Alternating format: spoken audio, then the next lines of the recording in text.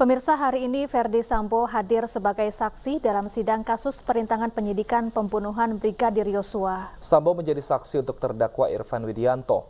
Rangkaian sidang kasus perintangan penyidikan pembunuhan Brigadir Yosua kembali digelar hari ini. Ferdy Sambo hadir dalam sidang sebagai saksi untuk terdakwa Irfan Widianto.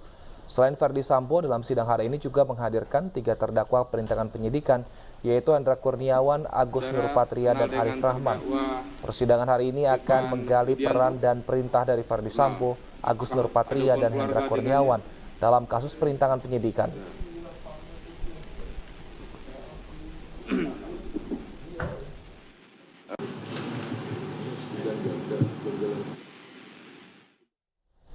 Selengkapnya kita akan bergabung dengan Nata Arman langsung dari Pengadilan Negeri Jakarta Selatan. Selamat sore, Nata. Apa saja yang digali dari Ferdy Sambo dalam sidang hari ini?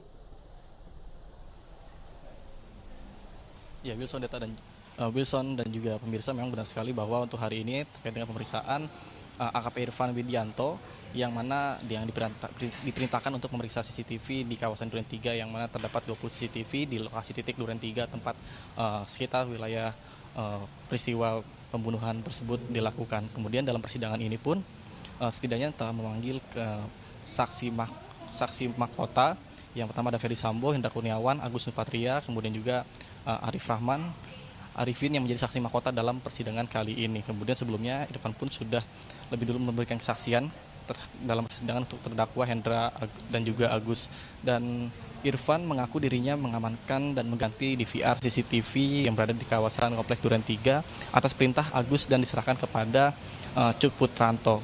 Kemudian Irfan pun mengaku bahwa dirinya tidak berdaya ketika diperintahkan oleh atasannya untuk mengamankan dan juga memeriksa CCTV. Namun ada pun yang menjadi kasus menjelimet yang ada pada persidangan kali ini, yang mana telah dikatakan bahwa telah terjadi penafsiran yang mana ketika perintah tersebut datang dari Hendra Kurniawan kepada bawahannya, kemudian juga perintah kepada Irfan untuk melakukan pengamanan ataupun ini sontak langsung dilakukan penggantian.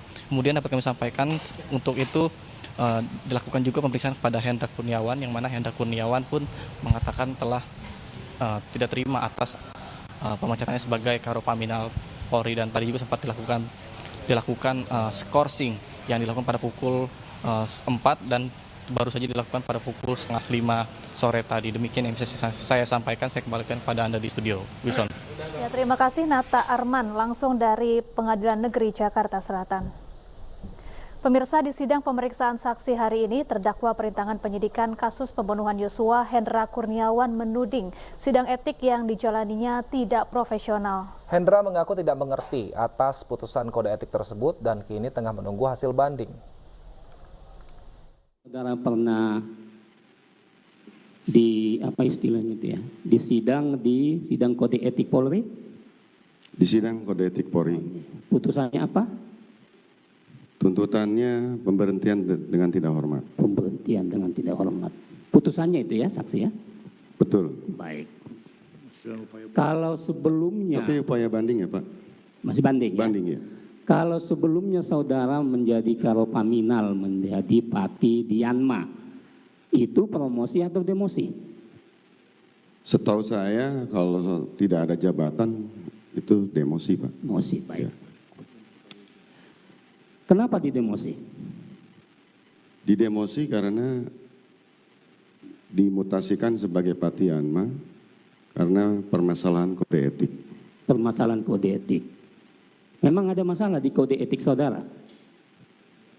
Di kode etik kami diperiksa terkait masalah pertanggungjawaban sebagai kepala biro, di mana dinilai kurang profesional.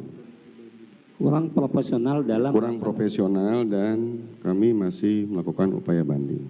Banding. Maksudnya upaya kurang profesional itu tentang apa ininya?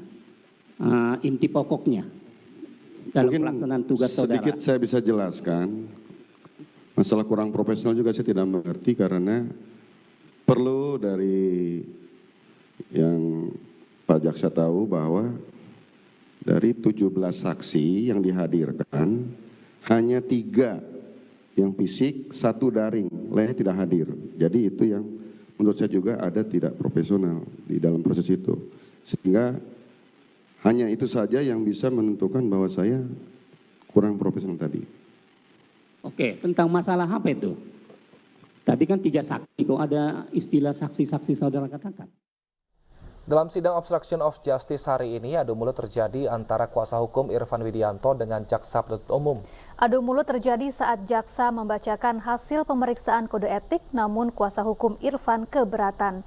Perdebatan terus berlanjut hingga jaksa penuntut umum mengacungkan jempol ke bawah. Mohon izin untuk dibacakan saja mungkin untuk poin-poin pentingnya. Mohon maaf yang mulia, apakah itu buktinya Pak pemeriksaan kode etik? Bukan laporan hasil pemeriksaan, bukan putusan, kan belum putusan waktu itu. Hasil pemeriksaan kode etik atas yang bersangkutan. Baik. Setahu saya laporan kode etik itu sifatnya tidak ini Pak. Saya ingin tanyakan ini yang mulia, apakah saudara saksi diberikan tembusan terhadap hasil pemeriksaan kode etik saudara? Tidak pernah diberikan. Tidak pernah diberikan, tapi saudara mengetahui hasilnya? Tidak pernah tahu. Tapi saudara melakukan upaya hukum. Ini yang mulia, ini masih ada upaya hukum. Makanya saya tanya dulu, jangan dipotong saya dulu, saudara penasihat hukum. Bukan begitu, kami keberatan, makanya kami instruksi. Anda silakan sampaikan kepada majelis hakim. Anda silakan sampaikan kepada majelis hakim. Santai aja. Ini kesempatan saya untuk bertanya.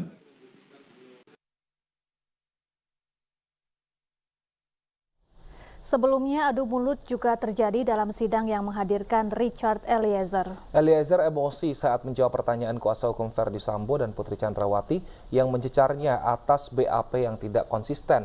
Eliezer pun kembali menekankan bahwa dirinya di bawah doktrin Ferdy Sambo saat pembuatan BAP pertama. 3 keterangan atau keterangan saudara dalam BAP ini, ya, ini tidak konsisten semua. Saya mau tanya, yang mana yang benar? Jadi begini Bapak, dapat saya jelaskan. Biar Bapak tidak menanyakan lagi tentang BAP ini. Ya harus saya tanyakan. Iya, makanya saya tanya. Saudara penasihat hukum beri kesempatan saksi untuk menjawab. Ya, saya mau jelaskan bahwa ini harus saya tanyakan karena tidak konsisten yang mulia. Silakan. Baik, begini Bapak. Bapak bayangkan dari tanggal 8 Juli sampai di bulan Agustus itu saya didoktrin terus-menerus oleh klien Bapak tentang skenario. Siapa yang doktrin? Di mana yang doktrin? Di mana saudara didoktrin? Di lantai 3. Saudara penasihat hukum tidak perlu sampai membentak. Saya mencoba mengingat-ingat kembali kejadian demi kejadian. Bapak kira segampang itu mengingat kembali kejadian itu? Ini tidak konsisten. Sudah setelah saudara tidak ada. Izin Bapak, penasihat hukum ini menanya sama saksi. Sudah Saya menekan. tanyakan ini tidak konsisten. Makanya kita mau tanyakan. Jangan menekan kayak gitu dong. Sudah cukup. Penasihat hukum silahkan bertanya langsung. Saya tanyakan yang mulia. Saya tanya, saya tetap bertanya karena Begini, saksi. silahkan bertanya lewat majelis. Biar kami bertanya. Baik. Tidak perlu saudara bertanya pada terdakwa. Melalui